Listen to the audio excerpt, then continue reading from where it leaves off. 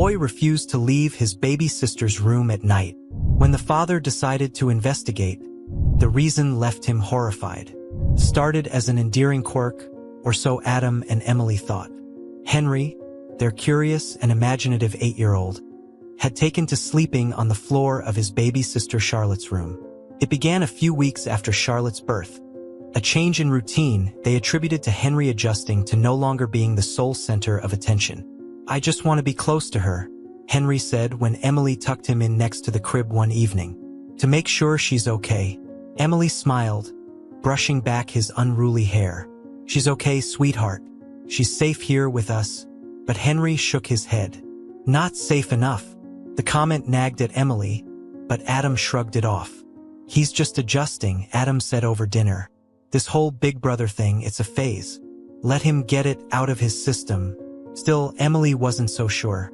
There was something in Henry's voice, something too serious for an 8-year-old. But she didn't push it. Not yet. Weeks passed, and Henry's phase showed no signs of ending. Every night, he dragged his blanket and pillow into the nursery, refusing to sleep in his own room.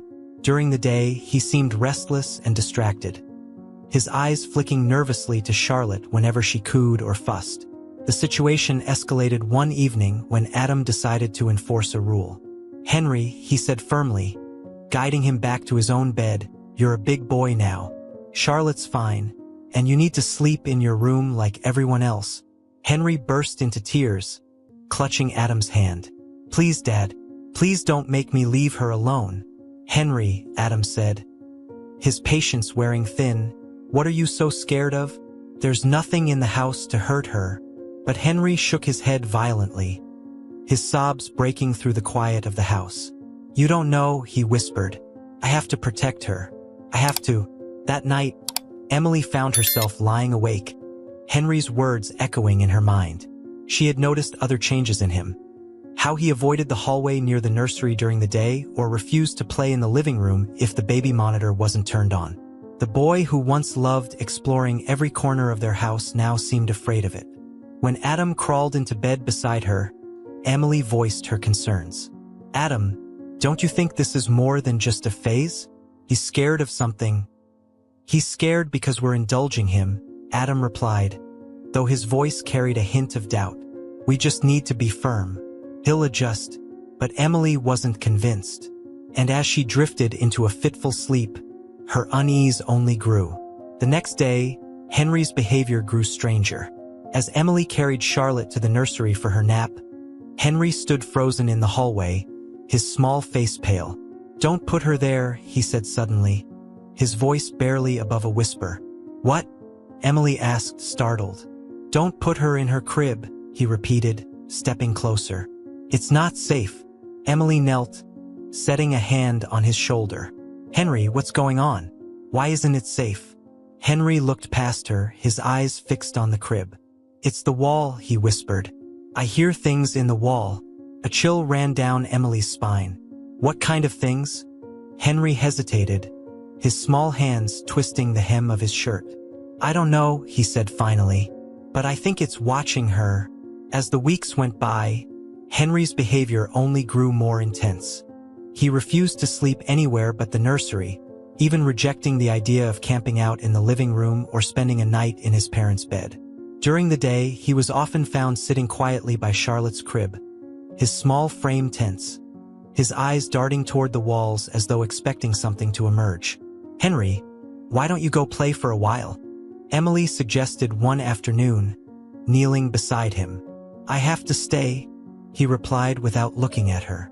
"I have to watch her." Emily's heart sank. She stroked his hair, trying to find the right words. "Sweetheart, I know you love Charlotte, but you don't need to protect her all the time. Mommy and Daddy are here." Henry's gaze remained fixed on the crib. Not always. The growing tension in the house began to spill into Adam and Emily's conversations. Adam brushed off Henry's behavior as a reaction to the family's recent changes. "He's adjusting," Adam insisted as they cleaned up the kitchen one evening. "Charlotte's a big shift for him. He'll settle down eventually." Emily set down a dishcloth, her frustration bubbling to the surface. "This isn't just about attention, Adam. He's scared." Have you seen how he acts around the nursery? It's like he's on guard duty. Adam sighed, leaning back against the counter. So what are you saying? We take him to a psychologist because he's being a protective big brother? That's a bit extreme. Emily shook her head, exasperated. It's not just protective. He won't leave her alone for a second. He barely sleeps. Something is wrong, Adam. But Adam shrugged off her concerns, retreating behind a wall of practicality. He's fine. He's a kid. They do weird things sometimes. Emily wasn't so sure. The breaking point came one evening when Emily went to check on Charlotte after dinner. She stopped in the hallway, her chest tightening at the sight before her. Henry sat slumped beside the crib, his knees drawn up to his chest. Silent tears streamed down his cheeks, dripping onto the floor. "Henry," she called softly, stepping into the room. He didn't respond, his small body trembling. Emily knelt beside him, placing a hand on his shoulder. "Sweetheart, what's wrong?"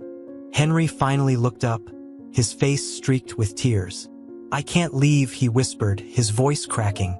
"If I leave, it'll hurt her." Emily's heart broke. She pulled him into a tight hug, murmuring softly, "Nothing's going to hurt her. Promise." But Henry shook his head, burying his face in her shoulder. "You don't understand," he sobbed. "It's here. It's always here." Emily tried to comfort him, but his fear was unshakable. That night, she sat down with Adam, her face pale and drawn. "We need to take this seriously," she said, her voice firm. "Something is really wrong, Adam." Adam frowned, guilt flickering in his eyes. "You really think we need professional help?" "I don't know what else to do," Emily admitted. "But we can't keep brushing this off. He's scared out of his mind. And I don't think it's just his imagination." Adam sat back, his jaw tightening as he absorbed her words. "Okay," he said finally. "We'll figure something out." But deep down, Adam couldn't shake the feeling that whatever was happening in their home wasn't something a psychologist could fix. Adam's unease had grown too heavy to ignore. Emily's words, Henry's nightly rituals, the tears by the crib. It all gnawed at him. Determined to uncover the truth, he decided to stay awake and observe Henry one night. He positioned himself in the hallway, hidden in the shadows, just outside the nursery. It didn't take long. Shortly after they had tucked him into his bed, Henry's door creaked open. The boy emerged quietly, carrying his blanket and pillow as he shuffled toward Charlotte's room. Adam followed silently, his breath shallow. In the nursery, Henry set up his spot on the floor as usual. But instead of curling up to sleep, he sat upright, staring at the wall near Charlotte's crib. He didn't move, his posture stiff, his gaze unblinking. Hours passed, and Adam found himself growing restless. He was about to give up and go back to bed when Henry's head tilted slightly, as if he were listening for something. A moment later, Adam heard it too. A faint, rhythmic sound coming from the wall. It was barely audible but unmistakable. A soft, shuffling noise. Then silence. Henry whispered, "It's back." Adam's stomach turned, and he forced himself to stay quiet, retreating to his room without revealing that he had been watching. He lay awake for the rest of the night, the sound replaying in his mind. The next morning, Adam decided to act. While Emily was busy with Charlotte, he slipped into the nursery and began inspecting the walls. At first, everything seemed normal, just painted plaster and smooth corners. But as he knelt by the crib, his hand brushed against something unusual. A faint seam ran along the base of the wall, almost invisible unless you were looking for it. Adam leaned closer and pressed against the seam. The panel shifted slightly. His pulse quickened as he fetched a flashlight and pried the panel open, revealing a narrow opening just large enough for someone to crawl through. Inside the cavity, the beam of his flashlight illuminated the disturbing truth. Crumpled food wrappers, empty water bottles, and a filthy, threadbare blanket. It was a makeshift hiding spot, hidden in plain sight.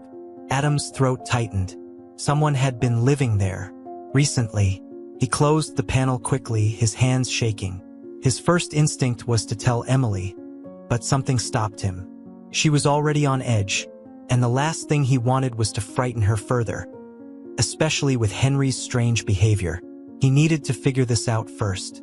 That evening, as Adam was reading to Henry in the living room, he noticed the boy watching him closely.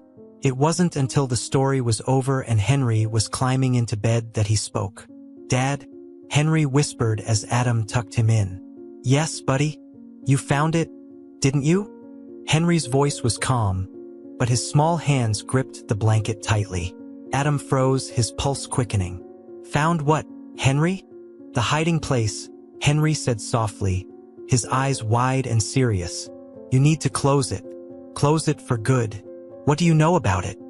Adam asked, crouching beside the bed. Henry hesitated, then whispered, "He's still here." Adam's heart pounded. "Who's still here?" Henry didn't answer, instead pulling the blanket over his head and curling into a ball. No amount of coaxing could get another word out of him that night. Adam barely slept. The image of the makeshift nest in the wall haunted him, and Henry's words only added to his growing fear. The next day, Adam sealed the panel as best as he could with nails and heavy tape, but it didn't feel like enough. When Henry saw what Adam had done, his face tightened. "You have to make it so he can't come back," he said. "Promise, Dad." "I'll do everything I can," Adam replied, but the boy's serious tone left him unsettled. He couldn't shake the feeling that this wasn't just about someone hiding in their house. It was about someone watching. Adam couldn't shake the feeling that there was more to uncover. The hidden panel in the nursery was troubling enough, but Henry's insistence that he's still here gnawed at his thoughts. That morning, after dropping Henry at school, Adam called the realtor who had sold them the house. "I need to know about the previous owners," Adam said, his voice tight with urgency. The realtor hesitated. "Well, the house had been a rental property for a long time before the owners sold it to you. I don't know much about the tenants." "Why? Is something wrong?"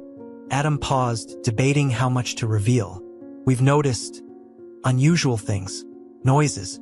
It seems like someone might have been living here without our knowledge." "Oh," the realtor's voice grew cautious. "There were some odd complaints. One of the previous families mentioned noises in the walls and things going missing. Nothing major, just little items like utensils or books. They thought it was kids being careless. The owner dismissed it as an old house creaking." The words sent a chill down Adam's spine. "And no one investigated further?" The realtor gave an awkward laugh. "Not that I know of. Look, these older homes always have quirks. I'm sure there's a reasonable explanation." Adam didn't respond. He hung up and stared at his phone for a long moment, his unease deepening. That afternoon, Adam found himself watching Henry more closely. The boy had grown more withdrawn, his nervous energy filling the house like static electricity.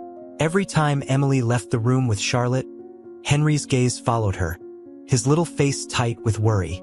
"Dad," Henry said that evening as they sat at the dinner table, his voice unusually serious. "Don't let Charlotte stay in her room alone. Not ever." Adam put down his fork, exchanging a glance with Emily. "Why do you say that, buddy?"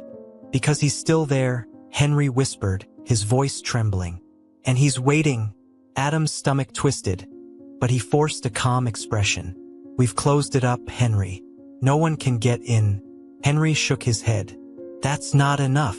That night, as Emily rocked Charlotte to sleep, she noticed Adam pacing in the hallway. "Are you going to tell me what's going on?" she asked, her tone sharp. "You've been tense for days." And Henry's acting worse. "It's nothing," Adam lied. "I'm just tired." Emily frowned but didn't push him further. Yet, as she walked past the nursery, a nagging thought lingered. What is Adam not telling me? When bedtime came, Henry refused to sleep in his own room. Instead, he stood in the doorway of the nursery, clutching his pillow. "Can you stay with us tonight, Dad?" he asked. "Henry, you don't need," Adam began, but his son cut him off. "Please," Henry said, his voice breaking. "Just this once." Adam sighed, relenting. He grabbed a blanket and lay on the floor beside Henry in the nursery. The house was quiet, the soft hum of Charlotte's monitor the only sound. For a while, Adam began to think his fears were unfounded. But then, around 2 a.m., Henry shook his shoulder. "Dad," he whispered, his face pale in the dim glow of the night light. "It's back." Adam sat up, his heart pounding. "What is?" Henry pointed to the wall behind the crib. Adam strained to listen, his ears catching it after a moment. A faint, rhythmic sound, like scratching, but deliberate. This time, it wasn't coming from the base of the wall, it was higher, near the ceiling. He froze, his breath shallow. The sound wasn't just scratching.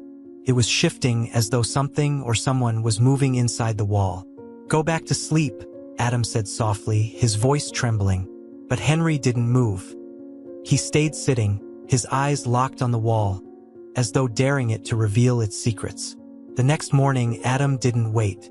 As soon as Henry left for school, he bought a small security camera and set it up in Charlotte's room. The camera's position covered the entire nursery, including the crib and the wall where he had found the hidden panel. Emily noticed him fiddling with the device and frowned. "What's that for?" "Just an extra precaution," Adam said, trying to sound casual. "You know, in case we hear anything unusual." Emily's brow furrowed, but she let it go. Yet, as she carried Charlotte out of the room, she felt a prickling sense of unease. The tension in Adam's shoulders, the way he avoided her questions. It all felt wrong. That night, Adam sat in the living room with the camera feed open on his laptop. He stared at the screen, determined to catch whatever was lurking in their walls. For hours, the nursery was quiet. Charlotte slept peacefully, the faint glow of her night light illuminating the crib. Adam began to feel foolish, his paranoia ebbing. He was just about to close the laptop when something caught his eye. The blanket covering Charlotte moved. Adam leaned closer, his pulse racing. The motion was subtle, like a hand brushing lightly over the fabric. But there was no one there. Then came the sound, the low, deliberate scraping against the wall. Adam's grip on the laptop tightened. The noise wasn't random. It was purposeful, and it was getting louder. The next morning, Adam reviewed the footage from the nursery camera, hoping to explain the events of the previous night. For hours, the video showed nothing unusual. Charlotte sleeping peacefully, the faint glow of the nightlight illuminating her tiny crib. Then, just after 2 a.m., the blanket on Charlotte's crib shifted. It wasn't a dramatic movement, but unmistakable, like a hand brushing lightly across the fabric. Adam replayed the moment several times, zooming in, searching for any indication of what could have caused it. There was nothing.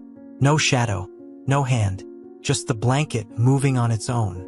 Adam spent the rest of the morning reinforcing the nursery. He installed additional locks on the window and added a latch to the inside of the door. He double-checked the panel in the wall, ensuring it was still sealed. Despite his efforts, he couldn't shake the image of the blanket moving. By afternoon, Adam's anxiety was too much to contain. He found Emily in the kitchen, rocking Charlotte in her arms. "We need to talk," he said, his tone clipped. Emily raised an eyebrow. "What's going on?" Adam hesitated, then took a deep breath. "There's something in the house. Or someone." Her eyes narrowed. "What do you mean, someone?" Adam led her to the living room, opening his laptop to show her the footage. He played the clip of the blanket shifting, pausing at the exact moment it moved. "Look," he said, pointing at the screen. "Do you see that?" Emily stared at the screen, her brow furrowing. "It's just the blanket." "No," Adam said firmly. "Something moved it. Watch again." He played the clip again, zooming in to emphasize the motion. Emily's face paled, her grip on Charlotte tightening. "What are you saying, Adam? That someone's in her room?" Adam nodded slowly. "I found a hidden panel in the nursery. It leads to a small space behind the wall. Someone's been living there. I sealed it up, but I don't think they've left." Emily's breath caught, and she instinctively drew Charlotte closer. "You've known this? For how long?" "I found it a few days ago," Adam admitted. "I didn't want to scare you until I was sure." Emily's voice rose, her fear spilling into anger. "You didn't want to scare me? Adam, there's a stranger in our house. You should have told me the second you found it." "I didn't want to jump to conclusions," Adam said defensively. "I thought maybe it was old, abandoned." Emily shook her head, her face pale with panic. We need to call the police. Now. Adam hesitated, running a hand through his hair. What if we're overreacting? What if it really is just old noise or something settling? Emily glared at him, her eyes blazing. Overreacting? Adam, our daughter is in danger. Our son has been terrified for weeks. How can you not see this? That night, Adam finally agreed to keep watch with Emily in the nursery. They sat side by side on the floor, the camera feed open on Adam's laptop. Charlotte slept soundly in her crib, her soft breaths the only sound in the room. For hours, nothing happened. The house was quiet, the tension in the room growing heavier with every passing minute. Then, just after midnight, it began. A faint, rhythmic sound echoed through the room. At first, Adam thought it was coming from the wall near the crib, just as it had the night before. But Emily's hand shot out, gripping his arm. Listen, she whispered. The sound wasn't confined to the wall this time. It moved, soft, deliberate scratches, traveling through the floorboards and into the ceiling. It's not just the nursery, Emily murmured, her voice shaking. It's everywhere. Adam's heart raced as he scanned the room, his flashlight darting from corner to corner. But the source of the sound remained elusive, the echoes shifting and distorting as though the house itself was alive. Emily turned to him, her face pale. Henry was right, she said. It's not just his imagination. Adam swallowed hard, his mind reeling. For the first time, he realized the full weight of what Henry had been trying to tell them. Whatever or whoever was in their house wasn't just hiding. It was watching. Adam couldn't ignore it any longer. He needed answers. The strange sounds, the movement in the walls, the unsettling footage from the camera. It all pointed to something, or someone, hiding in their home. That morning, while Emily took Charlotte and Henry to the park, Adam pried open the sealed panel in the nursery wall. The opening was dark and cramped, the smell of dampness and stale air seeping out. He slid a flashlight inside and began crawling through the narrow passage. The tunnel stretched farther than he'd imagined, its walls crudely carved from the house's foundation. Bits of debris littered the floor, crumbled plaster, broken wood, and, chillingly, a small, rusted spoon. Eventually, the tunnel opened into a hidden chamber. The space was just large enough to crouch in, and what Adam found there made his blood run cold. A dirty, flattened mattress lay against one wall, surrounded by piles of discarded food wrappers and water bottles. Scattered toys, old, faded, and broken, were strewn across the floor. A child's plastic doll sat propped against the wall, its once cheerful face cracked and smeared with grime. Someone had lived here, for months, maybe even years. Meanwhile, back at the house, Emily was on edge. She couldn't stop pacing the nursery, keeping a close watch on Charlotte as she lay in her crib. Every sound in the house made her jump, her mind racing with fears she couldn't suppress. She hated that Adam had gone into the tunnel alone, but she couldn't deny the relief of having Henry and Charlotte close. Her thoughts were interrupted by a muffled sound. A thud, faint but distinct, coming from the direction of the living room. Emily froze, her heart pounding. The sound came again, louder this time. And then, Henry's muffled voice calling out, "Mom, help!" Panic surged through her as she scooped Charlotte into her arms and darted into the hallway. She reached the living room just in time to see a shadow flicker across the far wall, moving quickly toward the basement stairs. "Adam!" Emily screamed, her voice shaking with terror. "Someone's in the house." Adam had just begun documenting the hidden room with his phone when he heard Emily's scream. He bolted back through the tunnel, his breath ragged as he scrambled to the nursery. Emily stood in the hallway clutching Charlotte, her face pale. "Henry!" she cried, pointing toward the living room. "He's in there!" Adam rushed into the room, his eyes scanning wildly. Henry was standing near the couch, his small body trembling. "He went that way," Henry whispered, pointing toward the basement door. Adam didn't hesitate. He flung open the basement door, gripping a flashlight in one hand and a hammer in the other. He descended the steps slowly, his heart hammering in his chest. But the basement was empty. Whoever had been there was gone. The family barricaded themselves in the master bedroom, Adam pushing furniture against the door while Emily called the police. She kept her voice low, her hands shaking as she described the events to the dispatcher. "Please hurry," she whispered. "We have children in the house." Minutes felt like hours as they waited. Adam stood guard at the door, the hammer still clutched in his hand, while Emily sat on the bed with Charlotte and Henry. The children were silent, their wide eyes darting between their parents. When the police arrived, Adam unblocked the door and let them in. Two officers, their hands on their holstered weapons, quickly began searching the house. A third officer stayed with the family, asking them questions about what had happened. It didn't take long for the officers to find the tunnel. Adam led them to the nursery, explaining what he had discovered earlier that day. One of the officers climbed into the opening, returning several minutes later with a grim expression. "There's no one here now," he said, "but it's clear someone's been living down there. This isn't new. There are signs they've been here for a long time." Emily paled, clutching Charlotte tighter. "What kind of signs?" The officer hesitated. "Personal items, food wrappers, there's even a mattress. Whoever it is, they've been using this place as a hideout." "Did you check the basement?" Adam asked. The officer nodded. "We didn't find anyone. If they were here, they're long gone." The police promised to keep investigating, but the family's sense of safety was shattered. That night, they stayed at a nearby motel, too afraid to remain in the house. As Emily rocked Charlotte to sleep, she kept replaying the moment she had seen the shadow moving through the house. It hadn't been a figment of her imagination. Someone had been there, someone who had come far too close to her children. Adam sat by the window, staring out at the parking lot. "I shouldn't have waited," he muttered. "I should have told you about the panel the second I found it." Emily glanced at him, her expression softening despite her fear. "You were trying to protect us," she said quietly. "But now we have to face this together. Whoever that person is, they're dangerous." Adam nodded, gripping the edge of the windowsill. "I won't let them hurt our family," he said, "no matter what it takes." With the police fully involved, Adam and Emily began to feel a small measure of relief.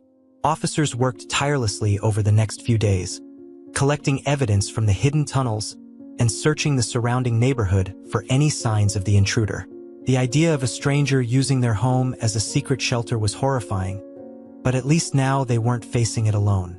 The breakthrough came when detectives identified the man through fingerprints found on the discarded food wrappers and items in the hidden space. His name was Eric Carter, a former tenant of the house who had been evicted nearly a decade earlier. After losing his job and with nowhere else to go, he had returned to the only place he had ever called home, living unseen within its walls. When the news reached Adam and Emily, it left them cold. "He's been here all this time?" Emily asked the officer sitting across from them, her voice trembling. Charlotte squirmed in her arms, her innocence a stark contrast to the horrors they were learning. "It's likely he came back gradually," the officer explained. "Based on what we found, he's been living in the tunnels for at least a year, maybe longer.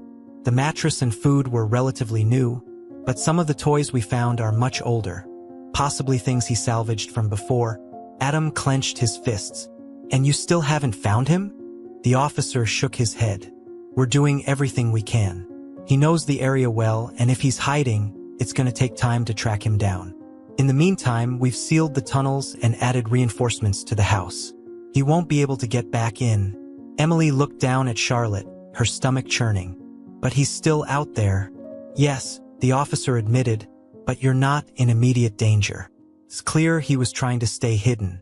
"There's no evidence he was violent or planning to harm anyone." Emily's gaze darkened. "He didn't have to harm anyone to put us in danger. He was watching my children."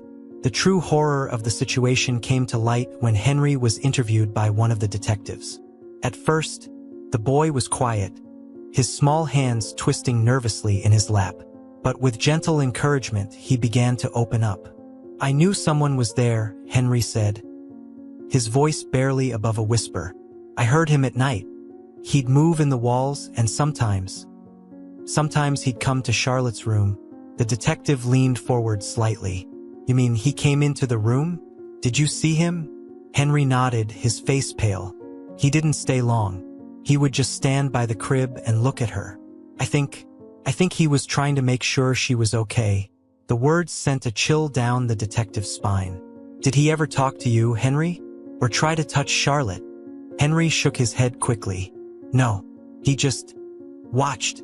When Adam and Emily were told about Henry's account, they were horrified.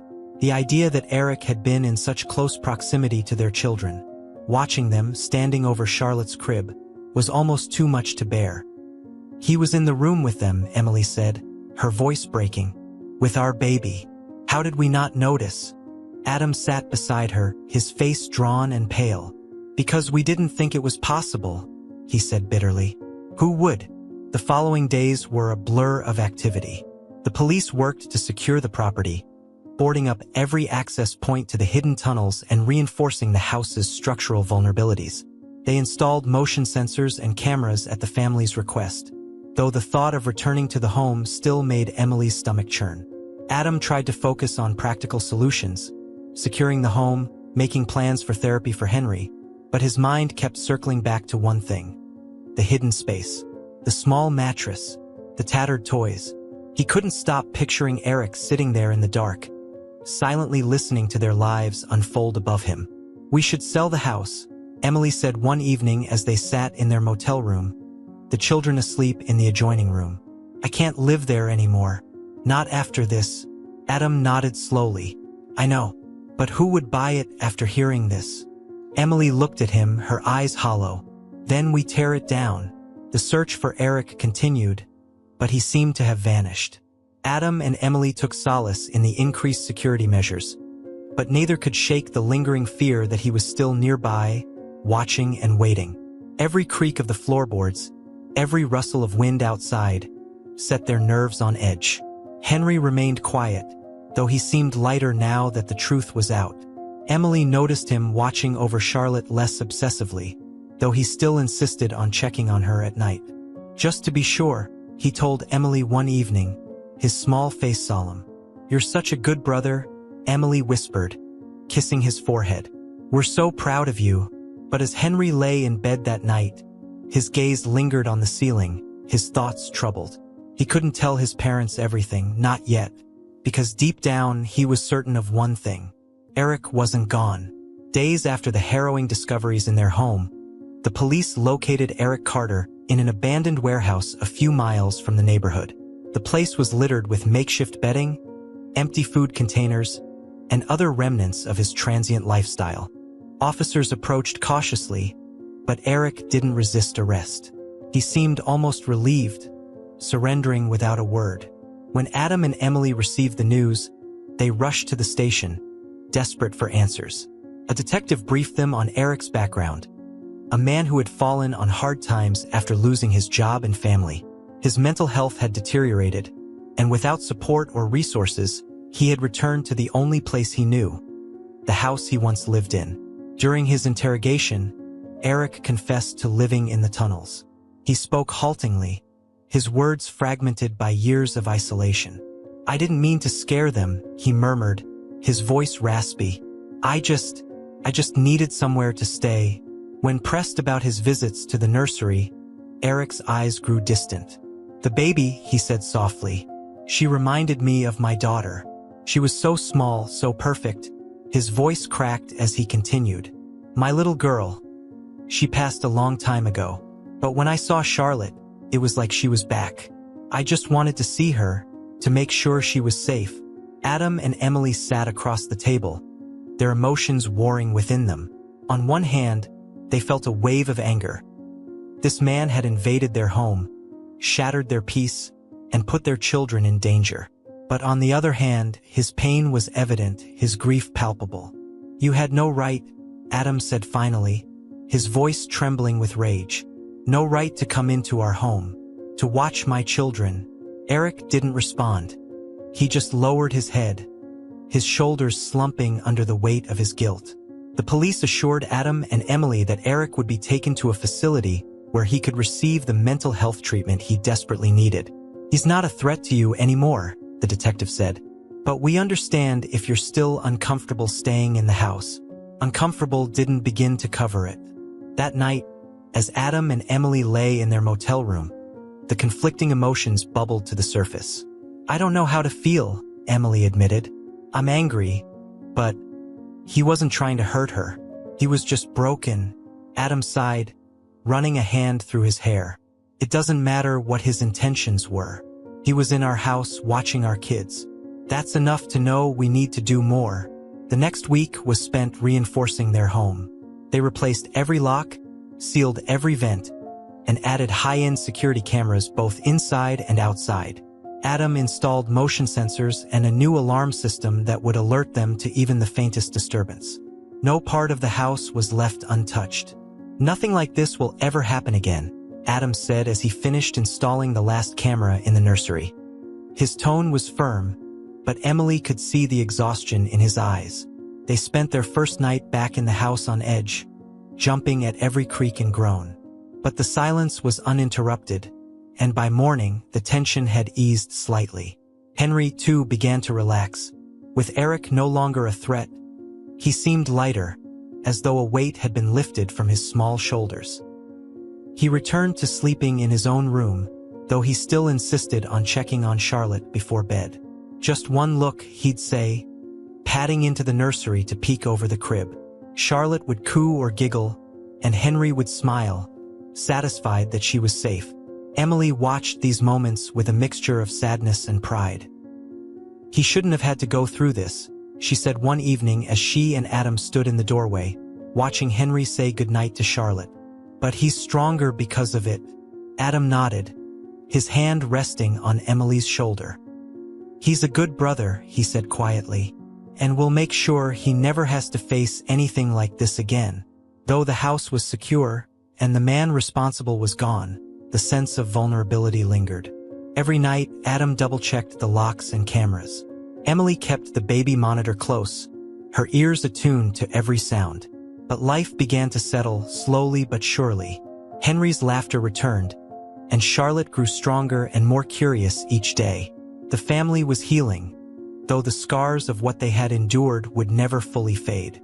One evening, as Henry tucked Charlotte in, he whispered, "I'll always protect you, Charlie. Promise?"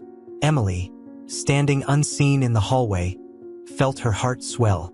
Whatever fears remained, one thing was certain. Henry's love for his sister was unshakable, and for now they were safe. In the weeks following the incident, Adam and Emily couldn't stop thinking about how it all began. The signs had been there, plain as day. Henry's insistence on staying in Charlotte's room, his fear of leaving her alone, his whispered warnings about something being in the walls. "He knew," Emily said one evening as she and Adam sat together in the living room, the house quiet around them. "Henry knew something was wrong, and we brushed it off. We told ourselves he was just being a kid." Adam nodded, guilt heavy in his chest. "He was trying to tell us, and we didn't listen. If we had, maybe we could have stopped this sooner. But he didn't give up," Emily said softly, a small smile forming despite the weight of her words. "Even when we didn't take him seriously, he kept protecting her. He was braver than we were." The realization shifted something in the way they approached their roles as parents. Emily began spending more one-on-one time with Henry, creating a space where he felt safe to share his thoughts and feelings. They played games together, took walks, and talked about everything from his favorite books to his worries. One afternoon, as they sat together in the park, Emily asked, "Do you remember the first time you thought something was wrong with the house?" Henry hesitated, then nodded. "It was a sound," he said, "scratching, like someone was trying to get out. At first I thought it was a mouse, but then it got louder, and I knew it wasn't just me. It was real." Emily reached out, brushing a hand over his hair. "You were so brave, Henry. Braver than I realized. And I'm so sorry we didn't listen sooner." "It's okay," Henry said, though his voice was quiet. "I just wanted to keep her safe." Adam, meanwhile, wrestled with his own guilt. He replayed every decision he had made, every moment he had dismissed Henry's concerns. The thought of how close they had come to danger haunted him. One evening, as he sat in the nursery watching Charlotte sleep, Henry appeared in the doorway. "Dad," he asked, "are you mad at me?" Adam's heart twisted. "Mad at you? No, buddy. Why would you think that?" Henry stepped into the room, fidgeting with the hem of his shirt. "Because I didn't tell you everything. I saw him, Dad. I saw him standing by the crib, and I didn't say anything. I thought you'd be mad." Adam stood and crouched in front of his son, placing his hands on Henry's shoulders. "Henry, listen to me. You were scared, and you did everything you could to protect your sister. You were braver than I could have ever asked you to be. I'm not mad. I'm proud of you." Henry's eyes welled up, and he threw his arms around Adam's neck. "I just wanted to make sure she was okay," he whispered. "You did, Henry," Adam said, holding him tightly. "You kept her safe." The ordeal brought the family closer in ways they hadn't anticipated. Henry and Charlotte's bond, already strong, grew deeper. Henry continued to check on her every night, though now it was less out of fear and more out of love.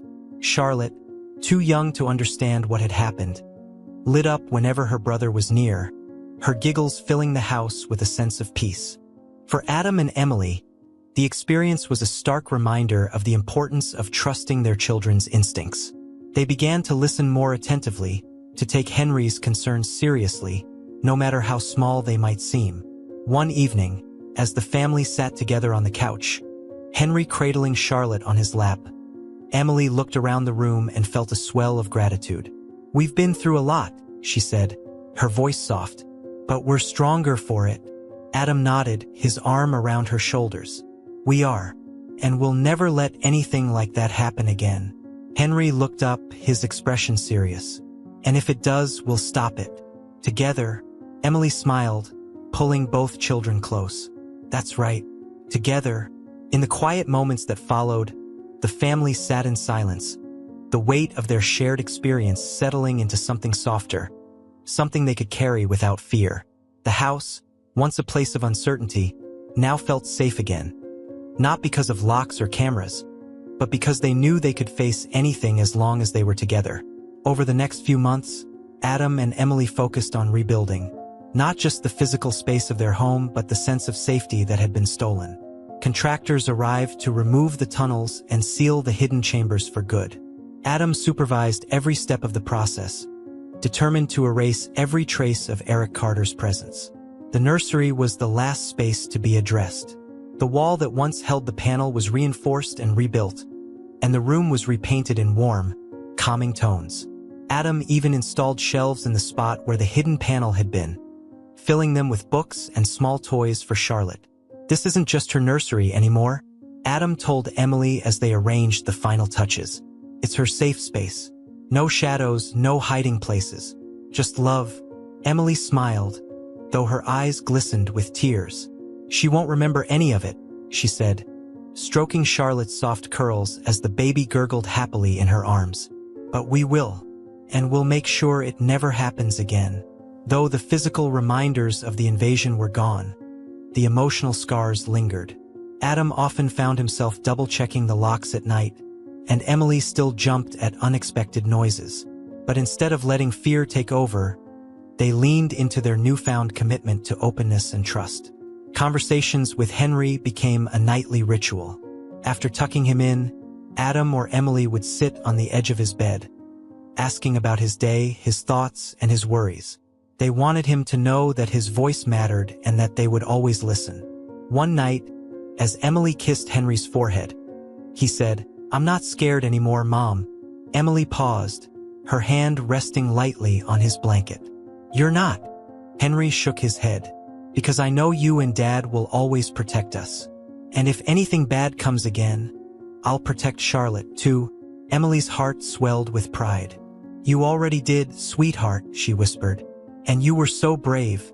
Adam, too, found himself reflecting on the lessons of the ordeal. The guilt of not acting sooner still weighed on him, but he channeled it into action. He worked tirelessly to make the house a fortress, not just for the physical safety of his family, but for their emotional security as well. He became the first to ask questions, to check in on Henry, and to support Emily whenever her anxieties surfaced. "I didn't realize how much I was missing," he admitted to her one evening as they sat together on the porch, the children asleep inside. Henry tried to tell us, and I ignored him. I won't make that mistake again. Emily squeezed his hand. We both missed it, she said, but we learned, and we're stronger now. As time passed, the family found their way back to normalcy. Henry's nightmares faded, replaced by the vibrant curiosity of childhood. Charlotte grew more energetic and curious, toddling around the house with her brother always close by. The two shared an unbreakable bond, one forged in the crucible of fear but strengthened by love. One afternoon, Adam watched from the doorway as Henry read to Charlotte in her newly decorated room. The baby clapped her hands, giggling as her brother animatedly flipped through the pages of her favorite picture book. She adores him, Emily said, stepping beside Adam. He's her protector, Adam replied, pride evident in his voice. Always will be. Though life resumed, the memory of what had happened lingered as a quiet reminder. It wasn't something they spoke of often, but it shaped the way they approached each day. The house, once a symbol of terror, had become a place of resilience, a testament to what they had survived and how they had grown stronger together.